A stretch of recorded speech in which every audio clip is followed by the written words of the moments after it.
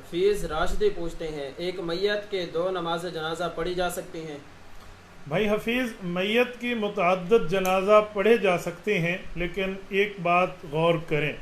Number 1، بنیاد میں یہ دیکھیں کہ جو جنازہ پڑھا جا رہا ہے اس کے وارثین شریک نہ ہوں۔ پہلوں جنازوں میں چاہے 1 ہے چاہے 10 پڑھے گئے ہیں، وہ وارثین شریک نہ ہوں۔ اگر ورثاء جنازے میں، جو اس کے شرعی ورثاء کہلاتے ہیں، اس کے حصوں کے حقدار، وراثت والے، اگر وہ جنازے میں شریک ہو گئے ہیں یا امام وقت شریک ہو گیا ہے، یعنی سلطان اور حکمران وقت، عادل اور مسلم حکمران، تو بھی اس کے بعد جنازہ نہیں ہو سکتا، اور وارث شریک ہو گئے ہیں تو بھی دوبارہ جنازہ نہیں ہو سکتا۔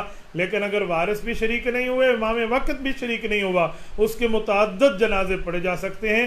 ورثاء کو چاہیے کہ سب سے آخری جنازے میں شرکت فرمائیں، اس کے بعد اس کو دفنا دیا جائے۔ احمد خان پوچھتے ہیں، قائد ملت اسلامیہ حضرت مولانا مفتی محمود نور اللہ مرکزہ کے ساتھ یہی فضیلتوں کا معاملہ پیش ہوا ہے۔ حضرت قائد ملت اسلامیہ کی وفات 1980 میں بنوری ٹاؤن میں ہوئی ہے، کراچی کے اندر، اور وہاں سے لے کر یہاں ڈیرہ اسماعیل خان تک ورثاء نے جنازہ نہیں پڑھا۔ وہاں جنازہ ہوا، ملتان میں جنازہ ہوا، پھر راستے میں ہوتے آئے، اور اس کے بعد ڈی خان میں جنازہ ہوا۔ حضرت قائد ملت اسلامیہ کے فرزند ارجمند قائد ابن قائد حضرت مولانا فضل الرحمان دامت برکاتہم نے آخری جنازہ پڑھایا، تمام ورثاء نے ٹھہر کے جنازہ پڑھا، اور اس کے بعد ان کو دفنا دیا گیا ہے۔ آج بھی عبد الخیل ضلع ڈیرہ اسماعیل خان میں مرکز محمود موجود ہے۔